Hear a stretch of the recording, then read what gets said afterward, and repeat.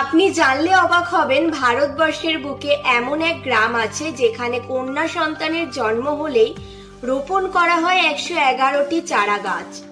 গ্রামবাসীরা চাঁদা তুলে সদ্যোজাতের পরিবারকে 31,000 টাকা দান করে থাকেন।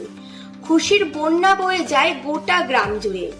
ভারতবর্ষের বুকে রাজস্থানের রাজসমন্দ জেলার পিপলান্তি গ্রামে এমনটা লক্ষ্য করা যায়। এই গ্রামে কোনো মেয়ের 18 বছর বয়স না হওয়া পর্যন্ত বিয়ে দেয়া হয় না। মূলত এই রেওয়াজ চালু করেছিলেন গ্রামের তৎকালীন প্রধান শ্যামসুন্দর পালিওয়াল। সূত্রের খবর, শ্যামসুন্দরের মেয়ের অকাল মৃত্যু হয়েছিল ডিহাইড্রেশনে।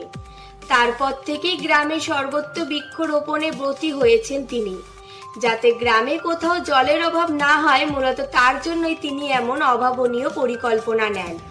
আর বর্তমানে তার এমন উদ্যোগের ফলে গ্রামটি এখন রীতিমতো ভরে উঠেছে